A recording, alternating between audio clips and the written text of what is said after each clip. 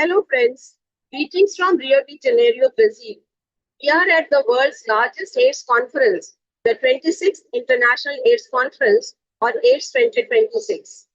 CNS is an official media partner of AIDS 2026. We welcome you to the 43rd session of She and Rights on the theme of Rising Anti-Rights and Anti-Gender Backlash, Threats to the Global AIDS Response. We will also hear from our panelists how these pushbacks against health and gender rights are impacting HIV key populations. She and Rights is dedicated to helping advance gender equality and human right to health, both of which are inseparable fundamental human rights. Our gratitude to Gujarat AIDS Awareness and Prevention Unit or GAP for sharing their Global Village Networking Zones session space with us.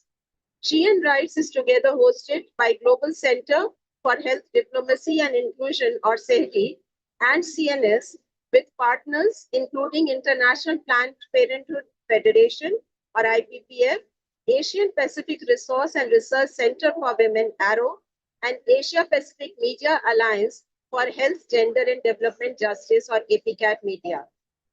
Gender justice is the foundational bedrock to advance progress on each of the SDG targets and goals, including those related to health or ending AIDS and TB by 2030. With only 54 months left to deliver on 2030 targets, we are at a critical crossroad. Whatever progress has been made in the global AIDS response is threatened by sinister rise of attacks on health and gender rights. For instance, the regressive draft African Charter on Family Sovereignty and Values is threatening to undermine progress made on gender equality and right to health in the African continent. This draft charter is yet another attack on sexual and reproductive health, rights and justice, as well as bodily autonomy and human rights. It urges African governments to withdraw from the progressive and rights and evidence-based agreements, including the historic and legally binding Maputo Protocol of 2003. Maputo Protocol has been playing a defining role in promoting gender equality and protecting reproductive and health rights of women and girls in Africa. Globally, a 2026 study across 47 countries found steep reductions in community-led services, including 82% to services for sex workers and 72% to services for survivors of gender-based violence. Without any further ado, let us begin. Our first speaker for today is Letlhogonolo Mokgoroane, South African legal practitioner practicing as an advocate and member of the Johannesburg Society of Advocates. Unfortunately, they are going through a difficult time due to a sudden bereavement in their family. So we will listen to their talk from a previous She and Rights session of June 18. Please stay tuned.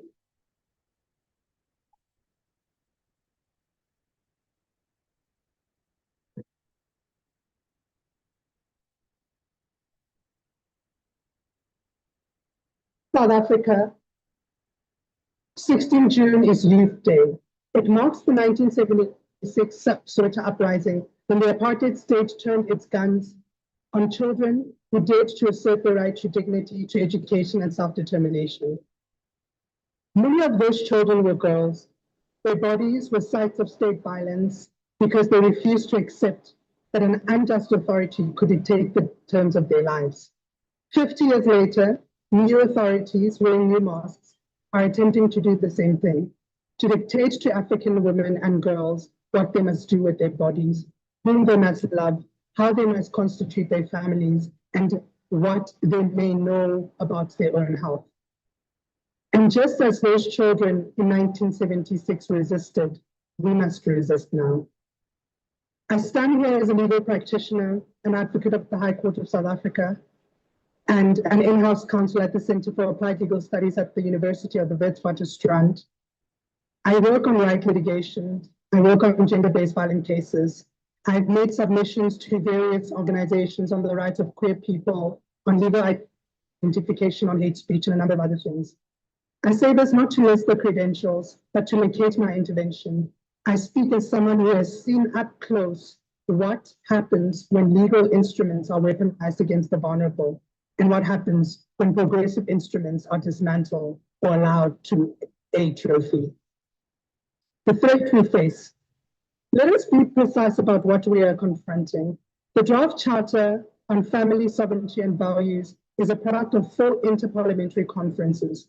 The first in Entebbe, Uganda in March 2023, the second in Entebbe in 2024, the third in Entebbe in May 2025, hosted by the State House and the Parliament of Uganda, with direct participation of President Museveni and the First Lady, and the fourth in Accra, Ghana, from the 3rd to the 5th of June 2026, just 13 days ago.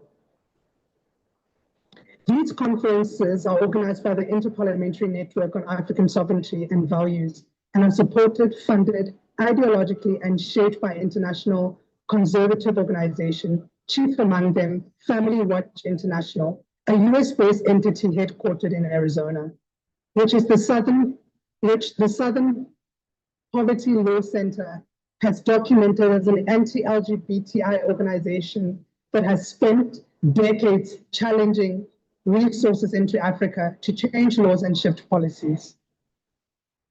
Its president, Sharon Shalter, has personally met with President Museveni and the First Lady, Janet Museveni. She has addressed these conferences. She has trained high-ranking African parliamentarians and UN ambassadors to oppose comprehensive sexual education and LGBTIQ+ rights. This is not speculation. This has been documented.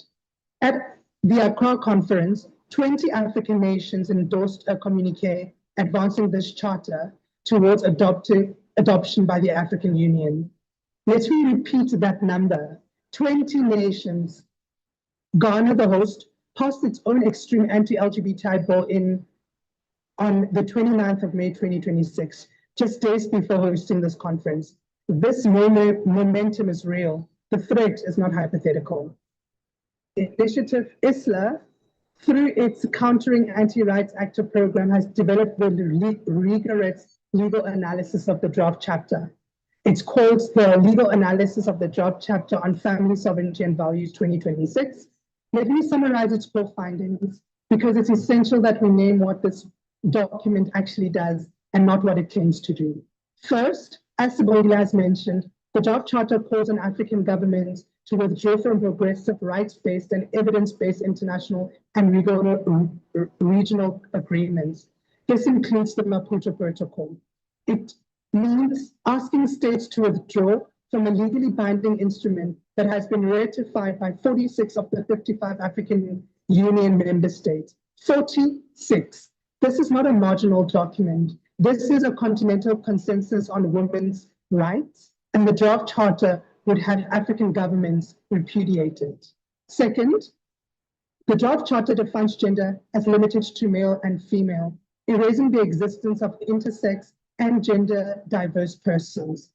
It defines family exclusive, as Sibongile has mentioned, through heterosexual marriage and biological parenthood, excluding same-sex families, single-parent families, and chosen families from any legal recognition or protection.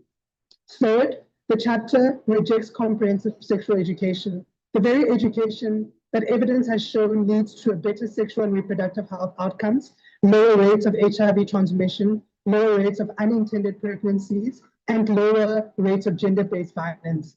It replaces evidence with ideology. It replaces public health with moralism. Fourth, the draft charter invokes sovereignty as a basis for non-compliance with international human rights obligation. This is a perversion of the concept of sovereignty.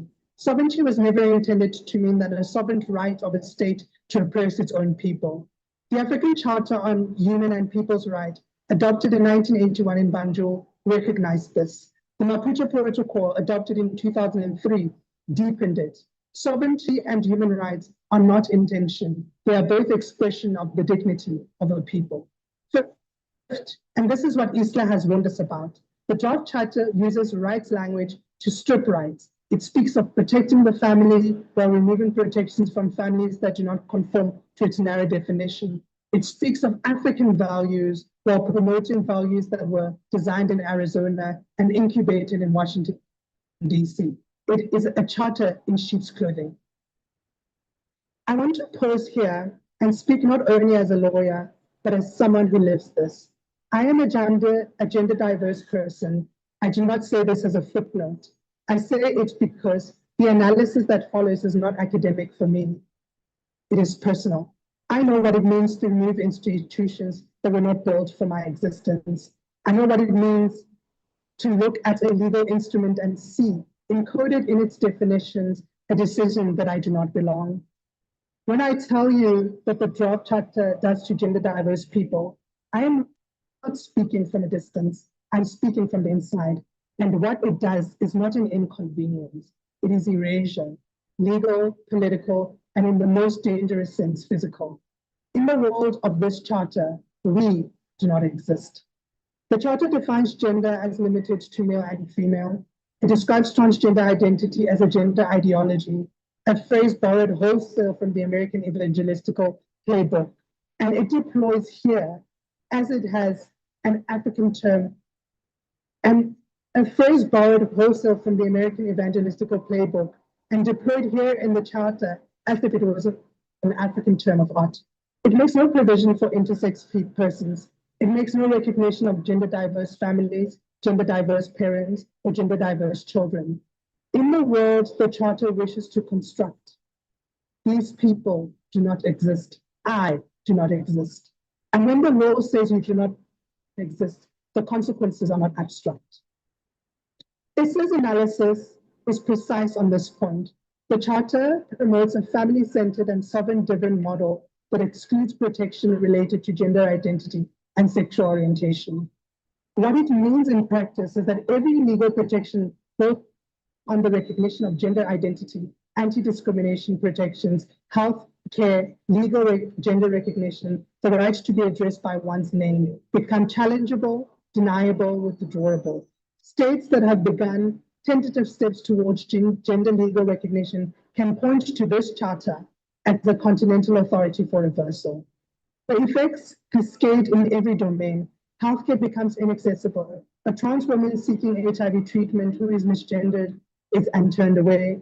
An intersex child is subjected to a non-consensual normalizing surgery because the charter invalidates the erasure of intersex identity. A gender diverse person unable to access mental health services because their identity has been pathologized by state-endorsed ideology. Uganda's Anti-Homosexuality Act of 2023 has already driven LGBTI persons away from health services entirely. The draft charter would generalize that effect, not through one extreme law, but through the slow withdrawal of recognition across 20, 30, 40 member states simultaneously.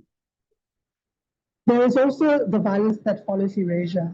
Reporting on Ghana's Human Sexual Rights and Family Values Bill has documented the murder of intersex infants and widespread violence against intersex children. Violence that is enabled when the law endorses the view that such lives are an aberration.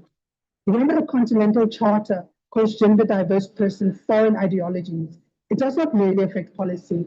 It tells communities that their neighbors, their employers, their police, their doctors, and their government may act on the belief that those identities are illegitimate.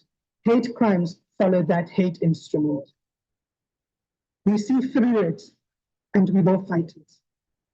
Let us protect the Maputo Protocol. Let us defeat the draft charter.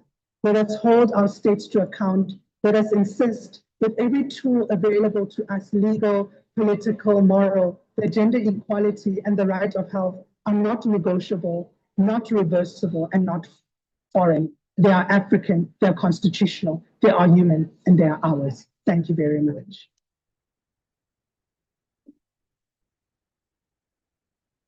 Hello. Now let us listen to my Aman, legal officer at Initiative for Strategic Litigation in Africa, that is ISLA. Welcome, Mai.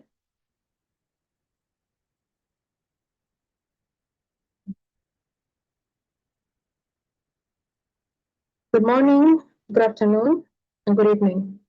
My name is Aman. I am the Collaborations Manager at the Initiative for Strategic Litigation in Africa, which is a Pan-African feminist organization based in Johannesburg, South Africa.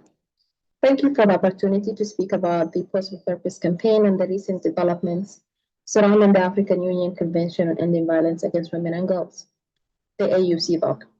Let me begin by clarifying that the Post for Purpose campaign is not opposed to a continental convention on ending violence against women and girls. We fully support decisive African action to prevent violence, protect survivors, hold perpetrators and states accountable, as well as providing effective remedies to survivors. The Post for Purpose campaign is a call to all stakeholders to pause, critically analyze the convention and end violence against women and girls, in order to form a view on whether the convention is fit for purpose. We believe that instead of investing time and resources in pursuing ratification of the convention, it is important to pause, reflect, and analyze the convention, to consult widely, to seek accountability, and learn the lessons needed to ensure Africa ends up with a convention that is capable of achieving its objectives. Post for Purpose invites all stakeholders, including civil society, governments, development partners, activists, and human rights defenders, to pause and reflect in order to prioritize the need for a convention that is fit for purpose and that will create an enabling legal normative framework informed by the lived realities of African women and girls, rather than pursuing symbolic ratification for its own sake. That is why our message is simple and very clear. Pause, listen, strengthen, then ratify. There is no contradiction between urgency and due diligence. Violence against women and girls demands urgent action. But urgency cannot and should not justify lowering legal standards. A treaty is legally binding. Once ratified, it will influence national legislation, public policy, court decisions, as well as state reporting, and the remedies that are available for survivors for generations to come. We must therefore ask ourselves, does the present text of the AUCVOG strengthens the protections African women have already secured, particularly through the Maputo Protocol, or does it introduce ambiguity and regression into an area where the law must be and should be very, very clear? Our legal assessment as the Post for Purpose campaign has identified concerns at 3 levels. First, there are serious concerns about the process through which the convention was developed.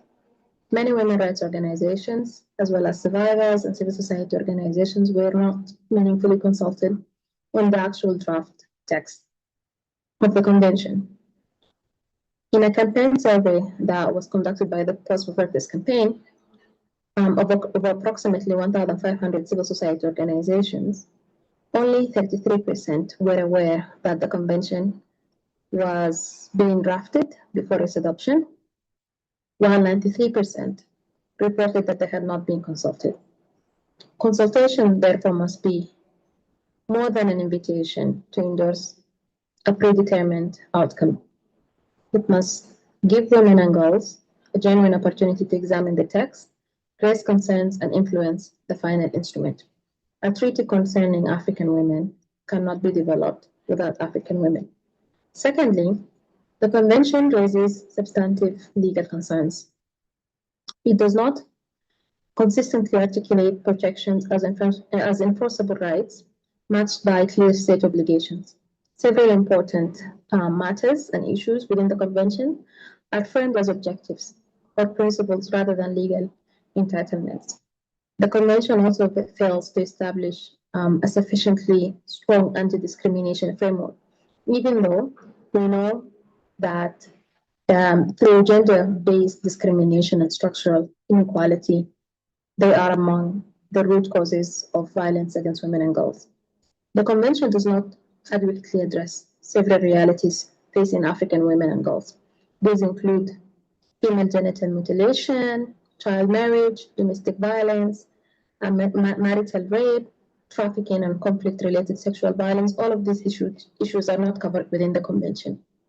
While emerging forms of violence are mentioned within the convention, such as femicide and violence within the cyberspace, these definitions and they lack corresponding obligations within the convention. At the same time, we see that the language concerning the family and African values also require careful scrutiny.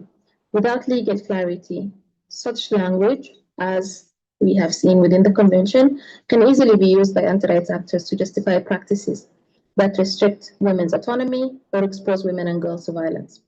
The Maputo Protocol already provides strong and explicit protections in several of these areas.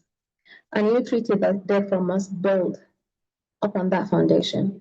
It must not weaken or confuse or retreat from standards African women have fought so hard to establish. Thirdly, the Pause for Purpose campaign have also raised concerns around implementation, monitoring, and accountability. From our point of view, a treaty must clearly identify what states are required to do, how compliance will be assessed, and what remedies are available when states fail to meet their obligations. Good intentions and aspirational language are not enough. While some have argued that weaknesses within the convention can be corrected after ratification through general comments, guidelines, or litigation, this is not a correct answer. Soft law guidance cannot repair defects in a binding treaty. Litigation, for example, is quite expensive. It is slow, and it is also inaccessible by many survivors. Amending a treaty after ratification is also politically and procedurally difficult. So the safest option, and this is what we are calling for within the Pause for Purpose campaign, is the most responsible approach, which is to correct the text of the convention before states become legally bound by it. This brings me to the development that took place on the 25th of July at the Pan-African Parliament. The Pan-African Parliament, the African Union Commission, UNEFRA, and other stakeholders convened a high-level parliamentary and multi-stakeholder dialogue in Midrand, South Africa, on the domestication and ratification of AUCVOC, the convention. And according to Pan-African Parliament's own account, the dialogue was intended to strengthen political commitment and accelerate the signature, ratification, and domestication, as well as implementation of the convention. The Parliament reported that the Gambia had been the first country to ratify it, and it called on member states to expedite ratification as well as, to follow lead of the Gambia. The discussions focused on a continental ratification roadmap and the role of parliamentarians in accelerating ratification and domestication. So, because of the fact that at the Pause for Purpose campaign, we came to notice that these kind of engagement will present one view around the convention, the Pause for Purpose campaign, as well as concerned civil society organizations, African feminists, survivors, as well as women rights organizations, came together in a peaceful protest before the Pan-African Parliament. The protest was important because it made it visible that the voices of those who were not adequately reflected in the official framing of the high-level dialogue should be taken into consideration. The protest was not to reject action against ending violence against women and girls. It was to demand better action, better protections, better convention. The protest was also kind of like putting forward a very important message that we would want the Pan-African Parliament, we would want EU member states to pause, to listen, to strengthen, and then to ratify. So it was very clear from the outset that this protest was not against the AU Convention on Ending Violence Against Women and Girls. The requests that were presented at the Pan-African Parliament to the Pan-African Parliament and to the AU member states remained very clear and consistent. First, that the Pan-African Parliament must ensure balance policies addressing parliamentarians and member states. If those who are advocating for immediate ratification are given high-level platforms, then at the same time, women movement survivors and legal experts calling for a pause must receive an equal and meaningful opportunity to be heard. Second, the Pan-African Parliament should transmit the Pause for Purpose memorandum, which was submitted and received by the Pan-African Parliament representatives on the 25th of July, namely where it was delivered to the Legal Counsel of the Pan-African Parliament, as well as the chairperson of the Justice and Human Rights Committee. And the request was that this memorandum needs to be transmitted to the African Union member states, the African Union Commission, the African Commission on Human and People's Rights, as well as to the AU Special Envoy on Women, Peace and Security in Addis. Third, that member states should pause further ratification of the convention and allow some time for an independent and transparent and technically rigorous review of the convention to be undertaken. We have made clear that such review must be an independent and expert-based review of the convention. Finally, that the African Union should initiate an inclusive revision process to align the convention to the Maputo Protocol, as well as to international standards that AU member states are legally binded by, and a treaty that really reflects the lived realities of African women and girls. Again, this is not a call to delay without purpose. It is a call for due diligence, accountability, and stronger protections. African women deserve more than symbolic treaty.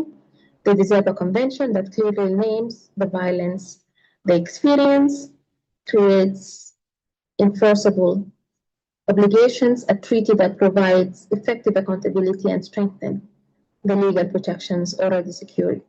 African women are speaking, Parliament and member states must listen.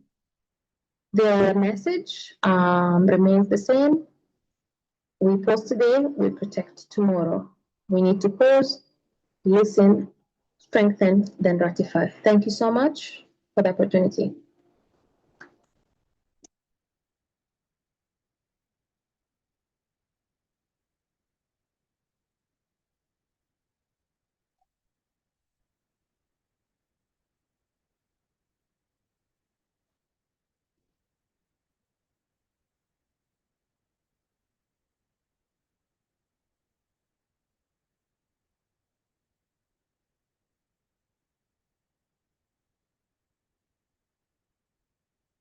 Thank you, Maya.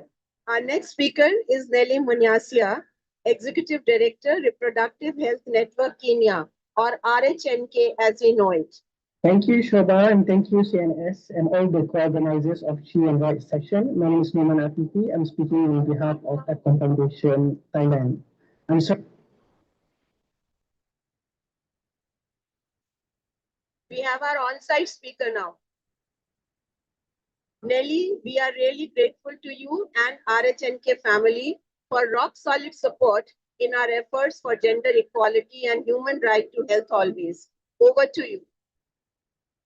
Thank you so much. I was looking at the program for this conference and just wondering, it being one of the largest conferences on AIDS, and I was wondering, why are we not having conversations in terms of the opposition that we continue to face? So really, Shoba, it's an honor that you, IPPF, and other critical players that, appreciate the work that is going on, but, the backlash that we continue to face every day, thought that it was important to bring this conversation at this conference. And so I work for an institution that is a member association for IPPF.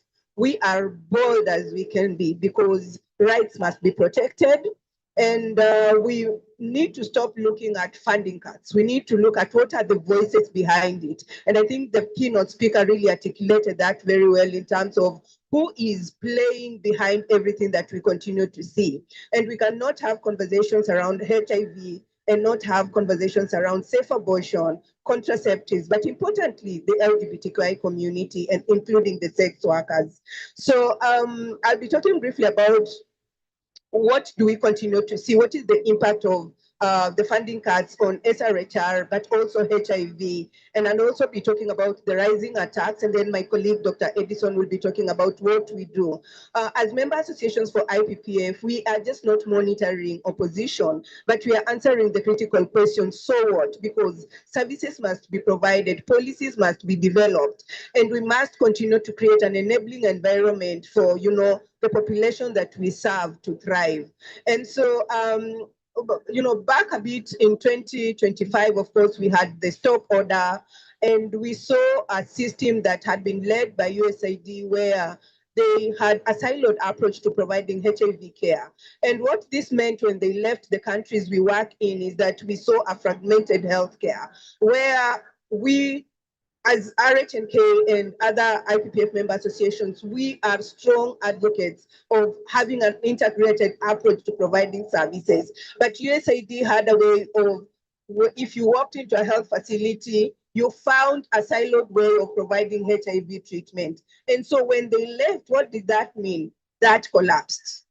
The services that were provided, the medicines that were being provided, the ARVs, the checkups, the referrals, the routine checkups, all that collapsed.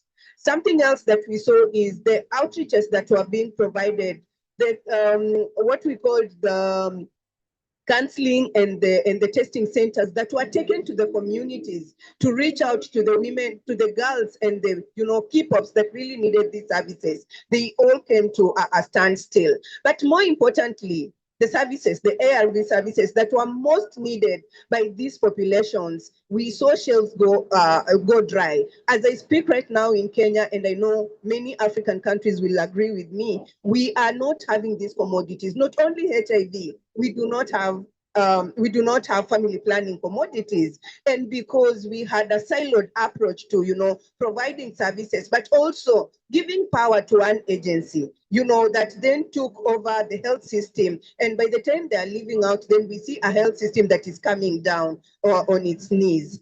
Then the issue around, of course, all this, we are just not talking about HIV, we are talking about prevention of unwanted pregnancy, provision of safe abortion services. So with all this not happening, what we are starting to see, reported of increased number of unintended pregnancy.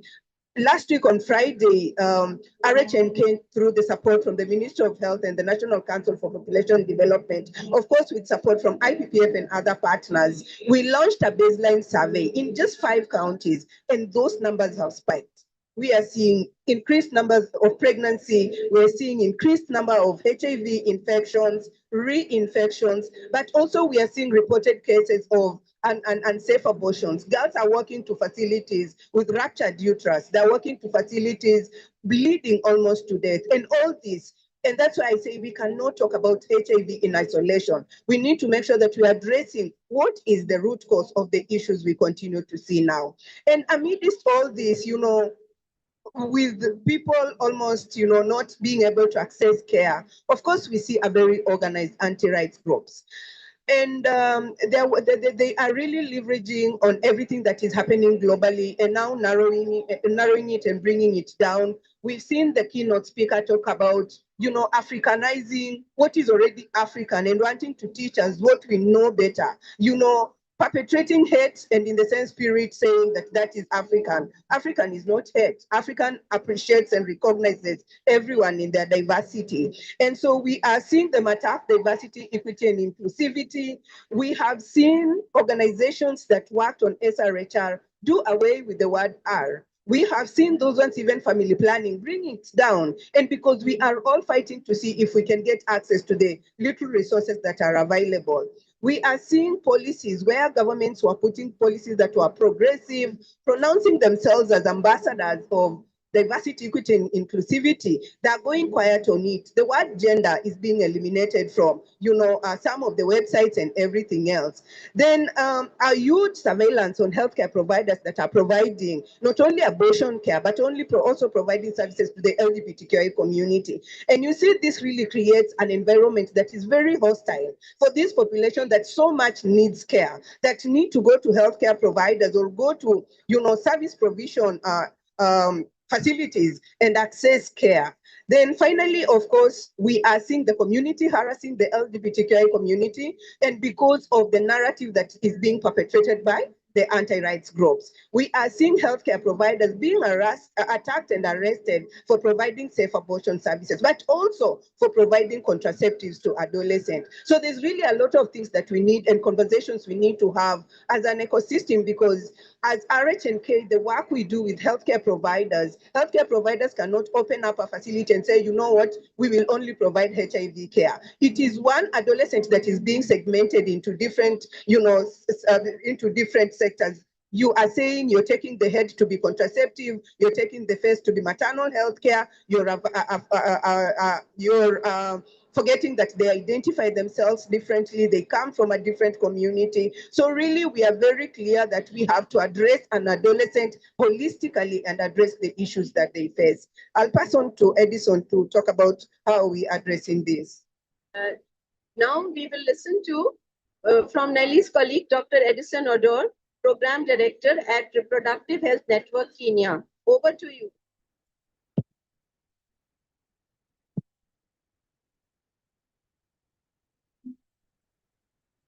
Thank you. Thank you so much for having me in this panel. I'll build up on what Nelly has mentioned and what we learned from the withdrawal of US funding and how we are responding to it. I'll mention 4 key things that as RHNK, we are working with partners to ensure that we fill in the gap that was left after the USAID funding. One of them is we are building an intersectoral movement for sustainable SRHR, because we realize that no single organization can replace donor funding, and therefore there's need to bring an intersectoral movement together, working on SRHR to ensure that we are all aligning towards government efforts, because it's only the government system that is able to deliver at scale rather than single NGOs working in silos. Remember when USAID withdrew, it left a parallel system that was almost operating parallel with government, like Nelly has mentioned, and therefore what we are trying to do is trying to convene national and regional coalitions to coordinate advocacy and ensure that the health system is adequately responding to the gap that was left out by the withdrawal of USAID funding. And what we are doing here is we are bringing together the different actors, not only the health sector actors, we are bringing together the education actors, the gender actors, the finance actors. Remember that the donor funding has been withdrawn, and there's need for domestic resourcing for health, and therefore bringing finance actors on the table is also very important. And what we are seeing is that positioning SRHR as a development, education, economic, and gender equality issue rather than solely a health issue is something that is becoming very important, and it depends on this all works when we have stronger movements working towards the same goal, supporting the government system. The second thing is, of course, we are strengthening government systems rather than creating parallel programs that we've usually done.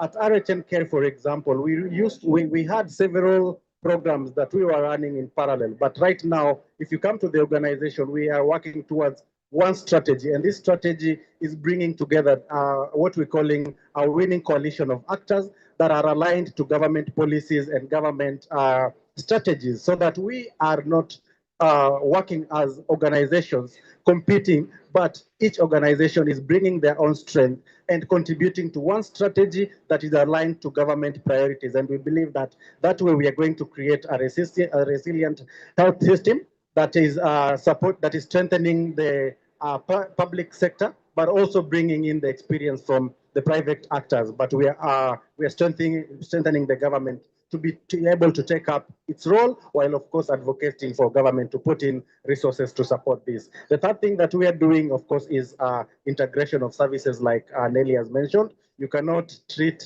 a girl in silos because communities do not experience health challenges in isolation, and therefore the health system should not deliver health services in isolation. And therefore, we are combining SRHR, HIV, contraception, maternal health, GBV response, cervical cancer screening, and cell care within one continuum of care. And that is something that we are championing, and of course, trying to strengthen government systems to ensure that there is effective integration. And then finally, as I wind up, is investing in digital health innovations.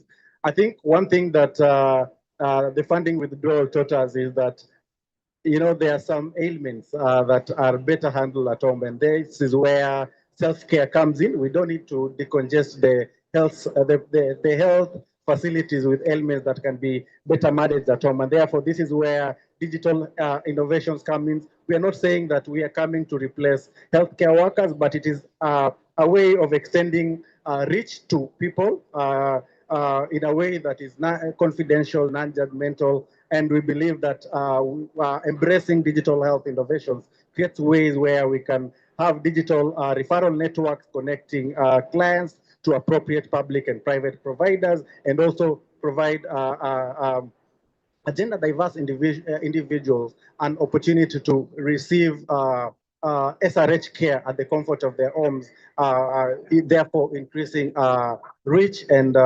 promoting bodily autonomy as we would want. I think I'll stop there for now as some of the responses that we are doing in Kenya. Thank you.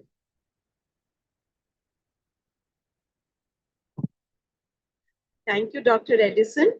And now let us listen to Numan Afifi, Program and Advocacy Lead, APCOM, Thailand, on how attacks against health and gender rights are impacting key populations in the Asia-Pacific region.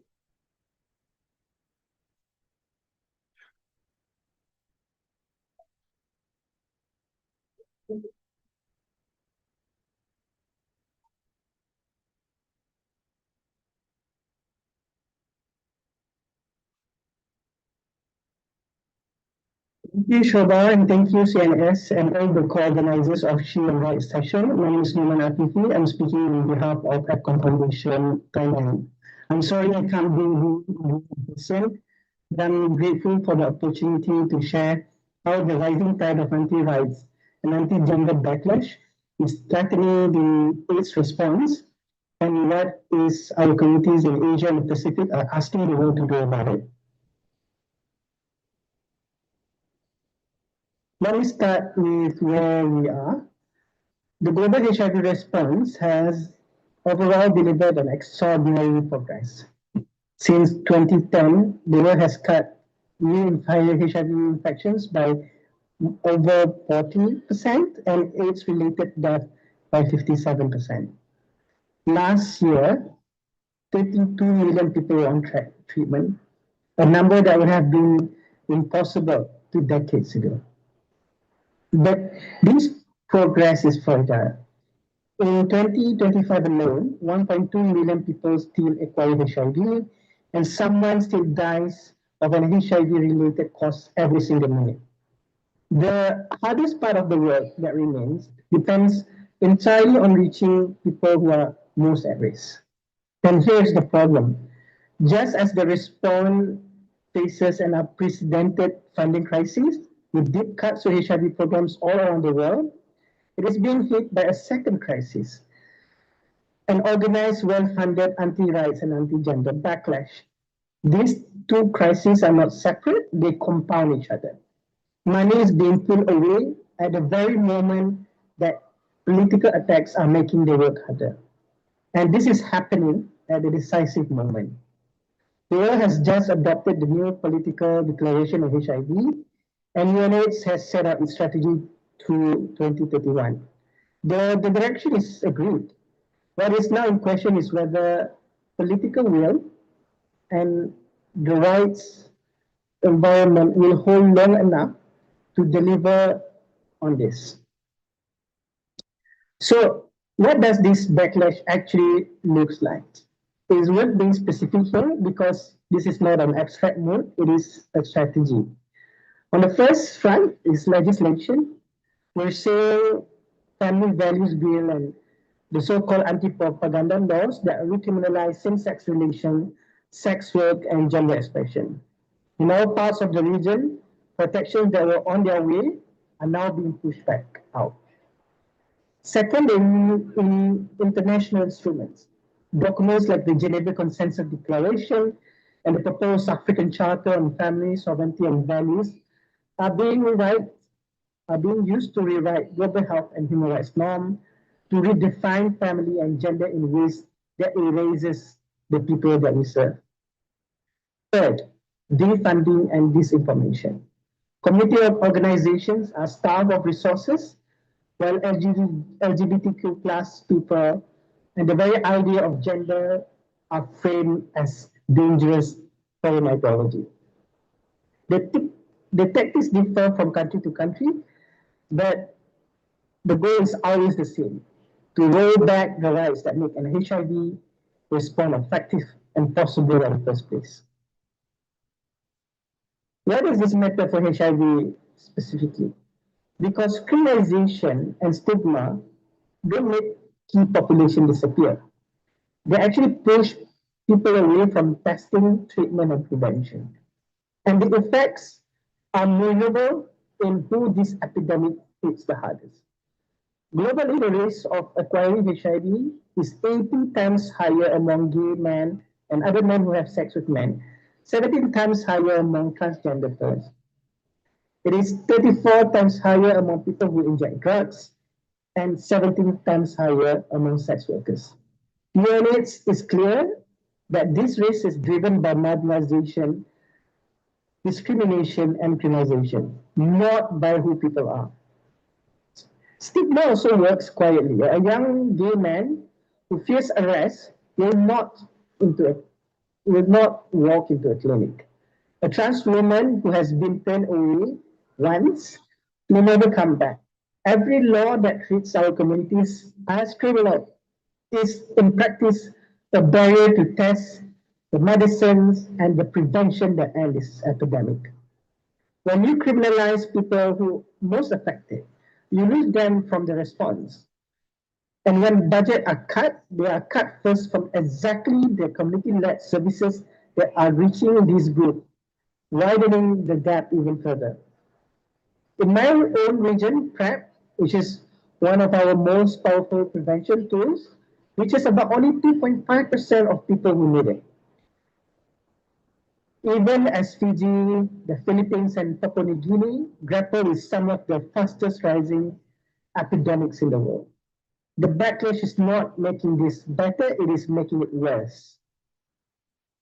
And yet, I don't want to leave you only with the fact, because that is not the whole story. Where the HIV response works, it works because communities build the trust that formal systems could not. Key population-led organizations deliver testing, self-testing, PrEP, and peer support to people the health system rarely reaches. We have seen it again and again. When a peer educator, someone from the same community, offers a test without judgment, people come forward who had the system had written off. APCOM has carried the voices of Asia-Pacific communities to every international AIDS conference since 2010. That infrastructure of trust, built over decades, is precisely what this backlash puts at risk. And protecting it is the most practical thing we can do for the epidemic. So what are we asking for? APCOM's calls are clear and concrete.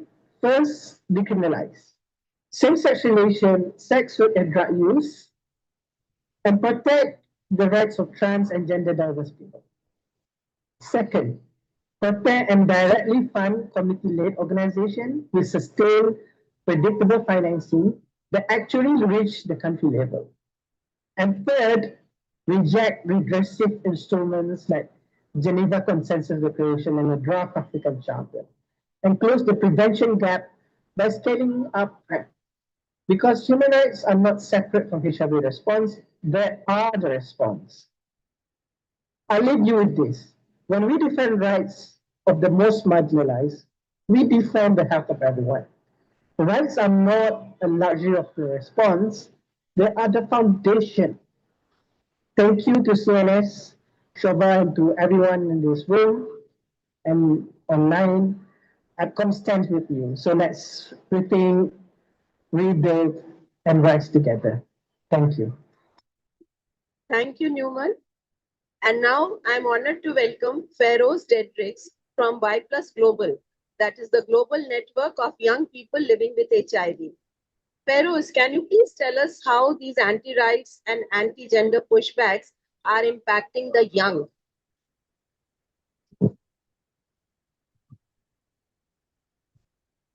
Good afternoon, everybody.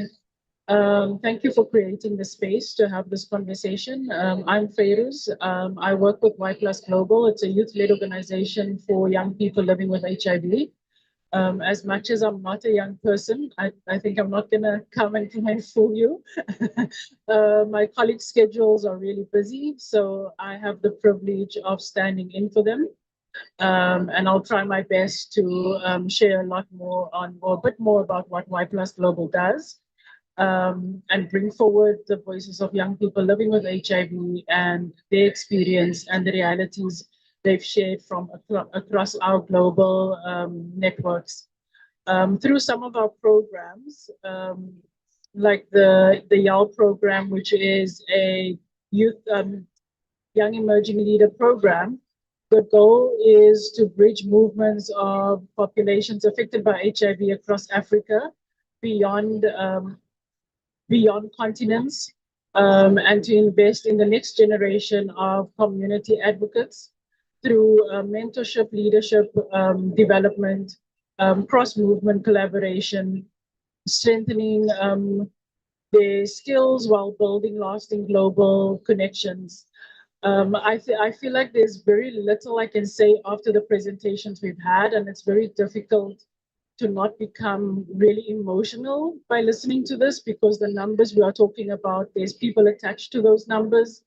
And I think what really saddens me, especially working with young people, is that so much of this anti-rights movement, it's undoing work that has been done over so many generations. And I think the first speaker, it was hard for me not to really become emotional listening to her, and to bring out the human side to the experience of coming to the AIDS conference every few years and seeing people in the same space and having similar conversations. So I think the reality of undoing so much work, blood, sweat, and tears of people putting their bodies on the lines to have the rights that we now have and have access to see that unfolding and being undone saddens me, that the young people that I work with now have to kind of start from scratch almost, and to rebuild on things and progress that we thought we've already made.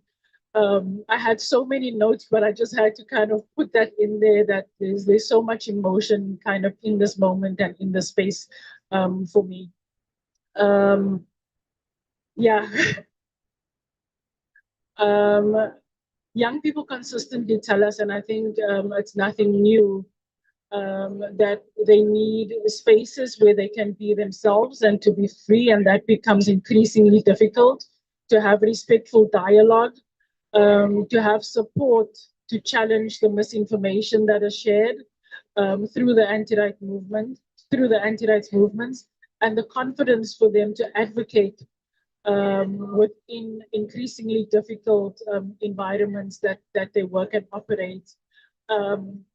And I think looking back and looking at where we are now, I think we are tired, and we really don't want the next generation to also have to put their bodies on the line to have access to basic human rights and healthcare services. And I think just observing and listening, what the anti-rights movement is really doing is challenging access to healthcare services, HIV prevention, comprehensive sexual reproductive health and rights, gender equality, queer rights. And I think the thing that often quietly makes me giggle when they talk about family values is, all I want to say is, have you ever seen lesbians' mom parents when we talk about family values, lesbian moms are the most pedantic, organic feeding, protective parents. There's so much, and I think for me it's also important as we go about debunking the the misinformation that is being shared, is that queerness and young queers, as much as we show up in spaces, colorful and bright and bold, you don't lesbian for a living, you don't gay for a living. There's so much values in the homes of queerness, and there's so much need to have access to the same values that we are preaching, that we assume that young queer people don't have.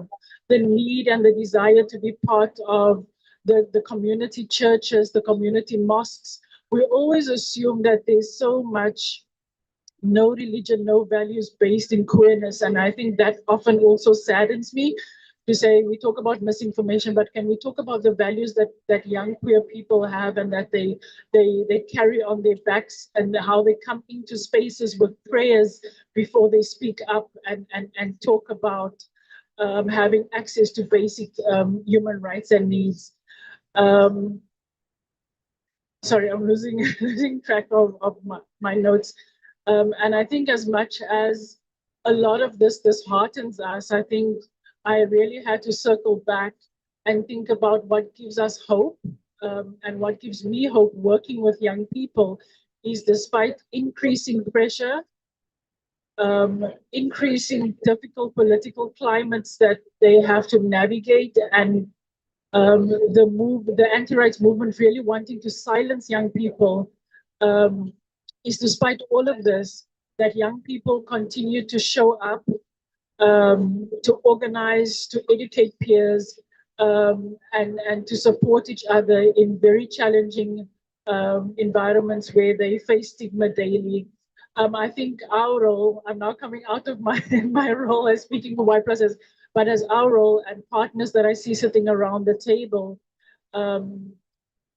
is not to speak for them, but to include young people in the conversation, is to make sure that they have the space, the resources, and the influence to lead, and not tokenism in consulting with young people, but to really be part of real decision making, and to have young people be part of the design of the solutions that we are so desperately working towards.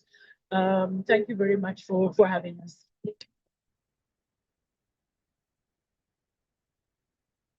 Thank you, Fairoze. And you are so very right. And also, what is happening in Africa will travel very fast to other countries. So it is not just one continent, but I think the whole world is at peril because of these anti-rights pushbacks. Let us now listen to Dechen from Disability 2030, the Working Group on Disabilities and 2030 Agenda Regional Network. Over to you, Dechen. Good afternoon, everyone. I am Dechen and I'm from Bhutan. I work as a youth advocate and also volunteer for White People Pacific Center and White People Bhutan. So now to give a brief overview and the situation here in Bhutan in terms of HIV and its prevention programs. First of all, I would like to say that Bhutan has made significant stride or changes in the field of HIV and prevention programs. So in 2021, Bhutan has decriminalized same-sex activity, where it allowed or identify or recognize the existence of LGBT plus members and the key populations. And I should say that in Bhutan, there has been quite a lot of improvements because of the policy, the enabling policy, and some of the health services that the country has in every district where the health centers were installed or established, where it is providing a daily needs of key populations, such as providing daily checkups and providing self-testing kits and providing medicines such as PrEP medicines, which was introduced in last year. and also some of the addressing some of the quality health in Bhutan. So in Bhutan, Ministry of Health leading the program in collaborations with development partners such as Save the Children International are working further continue to work on these things and to further eliminate the barriers such related to human rights and gender. And I think recently, due to the international bureaucracies, these kind of programs are now at high risk of, and their continuity is in question. And I should say that now it's solely on the government's hand whether to integrate those HIV prevention programs in the national plan, or also how the domestic funds will be allocated for the HIV and HIV prevention programs. And I should say that we, as a youth volunteer and youth advocate, we are working continuously to create further awareness on the needs and also eliminate those human rights and gender-related barriers to key populations. And I think we are at a very high risk of those services now. Thank you. Thank you, Dechen. And before we close today's session, let us listen to Sangeet Kayastha, YPR Asia Pacific Center. Good afternoon, everyone. My name is Sangeet Kayastha. I work with YPR Asia Pacific Center in Thailand, as well as work with other national networks and other entities in Asia Pacific and beyond. I started work in 2006 with the issues of HIV, gender rights, and SRHR. And in the last 20 years, what I have personally witnessed is lots of achievement made by different countries, regional groups, as well as leading agencies, while discussing the issues of rights, HIV, gender rights, and beyond. So what I also have seen in my whole career is that many countries who have criminalized LGBTIQ now have little bit softer approach to those issues. Similarly, many countries are also relying on the domestic funding for the HIV as well as other issues. And in my personal opinion, before COVID, things were quite progressive. We have seen an example from many countries, especially in our own region, that many countries decriminalize LGBTIQ. Many countries also started decriminalizing same-sex marriage. Many countries decriminalized same-sex marriage, and also there was also similar progress in other regions, including Africa, European regions, and others. However, things have dramatically changed after COVID-19. I don't want to bring this topic again of COVID, but I think that when we look at the data and look at the reality, things have actually changed after COVID-19. That was way before the funding cuts made by US, right? So, in my opinion, right now many countries are actually blaming US or USAID funding cut or UNAgency funding cut, but that might be one part which we can look. That is also correct, but we also need to look at the other part, which the countries themselves is to blame. Because when the COVID happened, many countries found a way how they can push back the rights they had already given, and also began some research that could only enable for people with HIV, LGBTQ, disabilities, and others. So when the COVID happened, things dramatically changed and the countries pulled back. And it's been many years, I think it's been more than 6 years that happened, but countries are still having the same thoughts or same scenario or same discussing that why we cannot bring back those services and information and also the funding which they were providing to the local communities. And so what's the impact? So not only regarding the recent funding cuts from the US, but also the domestic funding cuts have been quite a lot for this community in the national level. It's not that not all the countries are not progressing or all the countries progressing, but if you look at them, if you put them all in one bucket, we can actually see things have not been progressing as it should be. And me myself, as a student of social work, development studies, as well as working with this sector for 20 years, When I look back, when I was starting, things were quite progressive. And now when we see, it's the same narrative given by the government, it's the same narrative given by the CSOs, and I don't think like except few countries and few sectors, we are not progressing a lot. So what's the impact? So there have been a direct impact on various sectors. So definitely the NGO sector or the development sector have been impacted. But if you look beyond the doors or the windows of the development sector, it have also impacted individuals that are not actually affiliated with any NGOs, that are not affiliated with any organizations, because when the things are pushing back or when the things are not progressing, it have also greatly impacted them. So regarding the young people, so as I work with young people, so this pushback have greatly impacted them.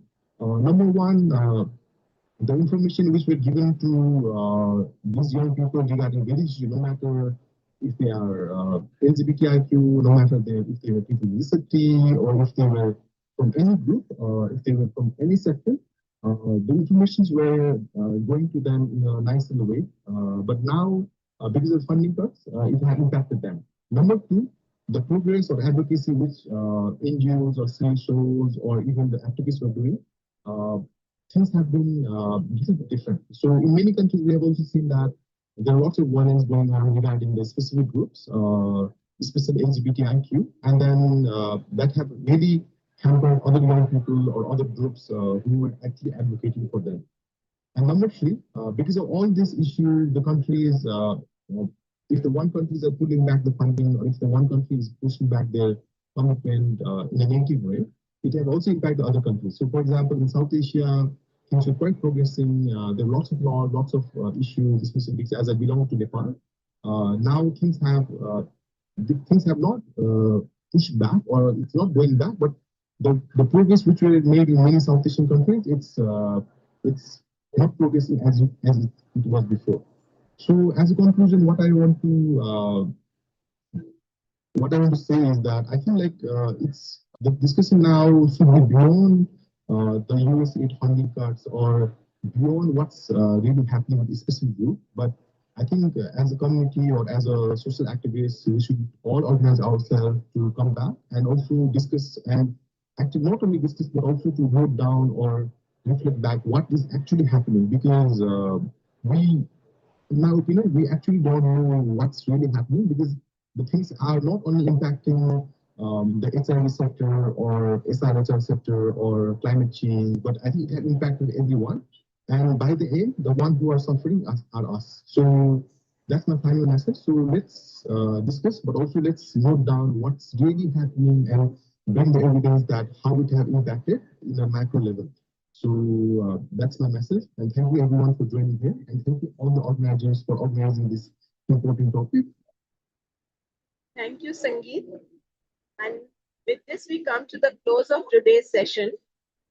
Thank you, Nelly, Fairoze, Dr. Edison, and our online speakers for your valuable time and inputs to make this session a success. I appeal to all governments to honor their commitments to create for gender equality, human right to health, where no one is left behind. A lot of these promises are already enshrined in legally binding treaties or instruments such as CEDAW or Maputo Protocol, for example, as well as in the political declaration on HIV/AIDS, United to End AIDS, which was adopted in June 2026. And let us reject the regressive draft charter as well as all other anti-rights and anti-gender pushes. Gender equality and human right to health are fundamental human rights, and they are indivisible. These are bedrocks for sustainable development for all, where no one is left behind. So let us do our little bit in order that we achieve this goal. Thank you very much. Hello, hello, hello, hello, hello.